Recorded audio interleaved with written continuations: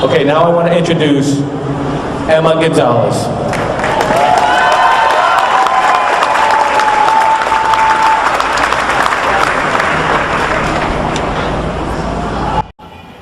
I know this looks like a lot, but these are my AP Gov notes.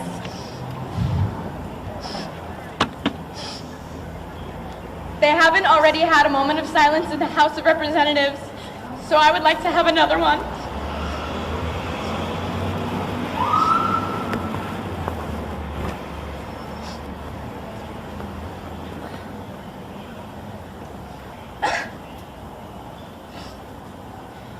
Thank you.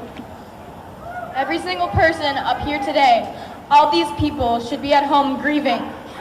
But instead, we are up here, standing together, because if all our government and president can do is send thoughts and prayers, then it's time for victims to be the change that we need to see.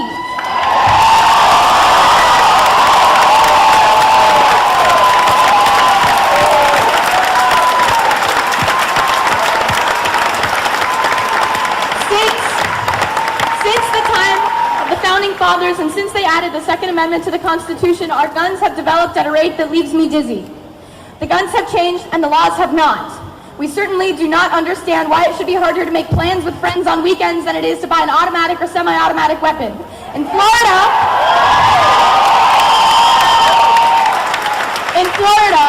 to buy a gun, you do not need a permit, you do not need a gun license, and once you buy it, you do not need to register it. You do not need a permit to carry a concealed rifle or shotgun. You can buy as many guns as you want at one time. I read something very powerful to me today. It was from the point of view of a teacher, and I quote, "When adults tell me I have the right to own a gun, all I can hear is, my right to own a gun outweighs your student's right to live. All I can hear is mine, mine, mine, mine."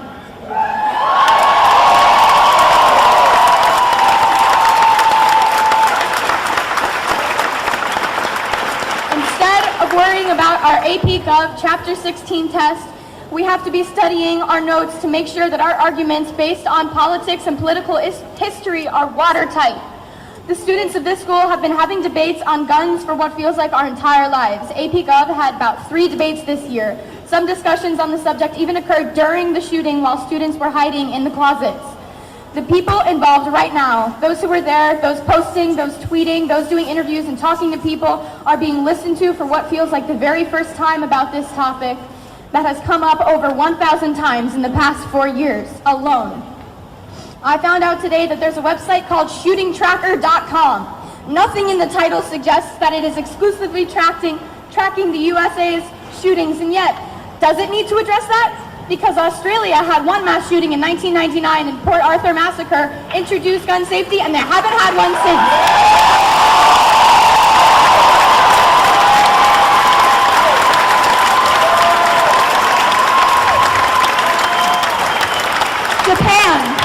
Japan has never had a mass shooting. Canada has had 3, and the UK had 1, and they both introduced gun control, and yet here we are with websites dedicated to recording these tragedies so that they can be formulated into statistics at your convenience. I watched an interview this morning and noticed that one of the questions was, do you think your children will have to go through other school shooter drills? And our response is that our neighbors will not have to go through other school shooter drills when we have had our say with the government, and maybe the adults have gotten used to saying it is what it is, but if us students have learned anything, it's that if you don't study, you will fail. And in this case, if you actively do nothing, people continually end up dead. So it's time to start doing something.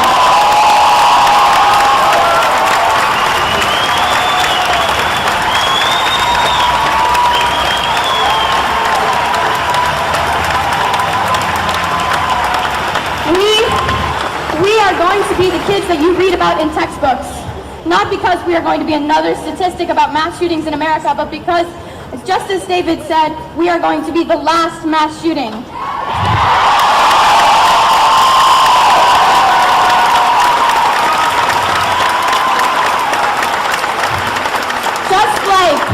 Just like Tinker v. Des Moines, we are going to change the law. That's going to be Marjory Stoneman Douglas in that textbook. And it's all going to be due to the tireless effort of the school board, the faculty members, the family members, and most importantly, the students. The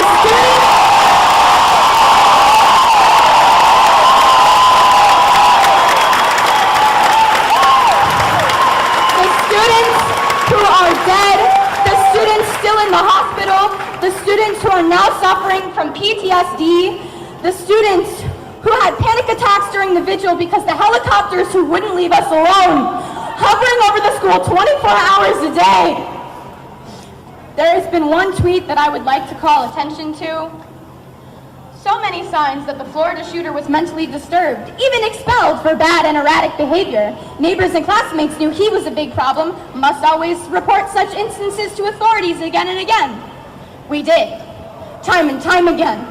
Since he was in middle school, it was no surprise to anyone who knew him to hear that he was the shooter.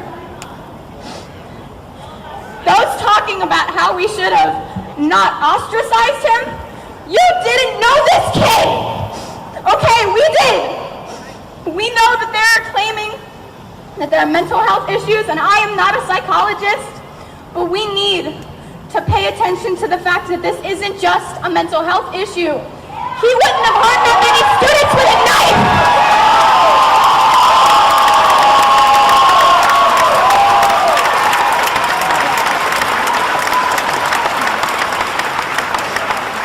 And how about we stop blaming the victims for something that was the shooter's fault?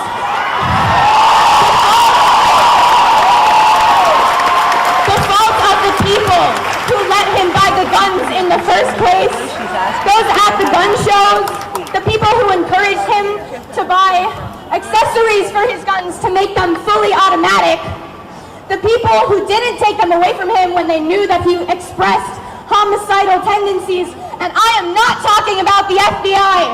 I am talking about the people that he lived with. I'm talking about the neighbors who saw him outside holding guns.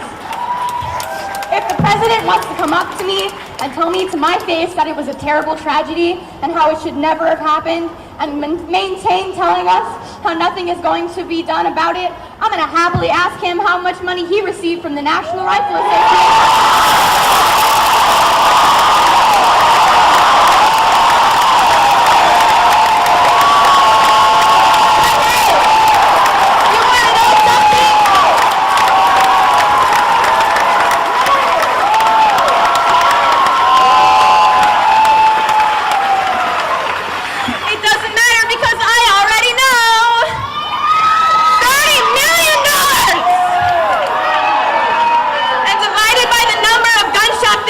United States in the 1.5 months in 2018 alone, that comes out to being $5,800. Is that how much these people are worth to you, Trump? If you don't do anything to prevent this from continuing to occur, that number of gunshot victims will go up, and the number that they are worth will go down. And we will be worthless to you.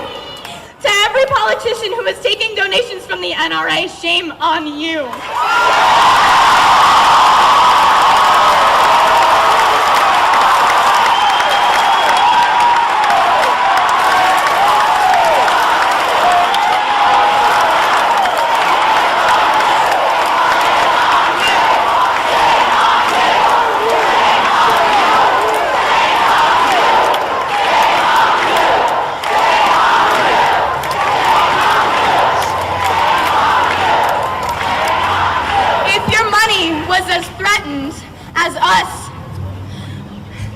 Would your first thought be, how is this going to reflect on my campaign?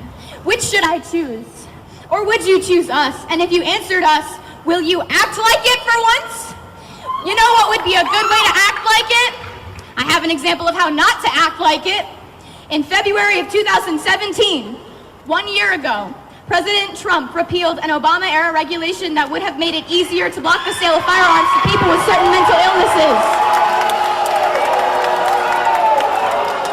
From the interactions that I had with the shooter before the shooting and the information that I currently know about him, I don't really know if he was mentally ill, but I wrote this before I heard what Delaney said. Delaney said that he was diagnosed.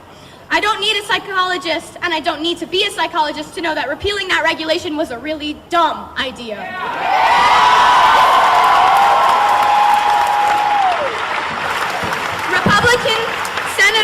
Chuck Grassley of Iowa was the sole sponsor on this bill that stops the FBI from performing background checks on people adjudicated to be mentally ill, and now he's stating for the record, well, it's a shame that the FBI isn't doing background checks on these mentally ill people. Well, duh! You took that opportunity away last year!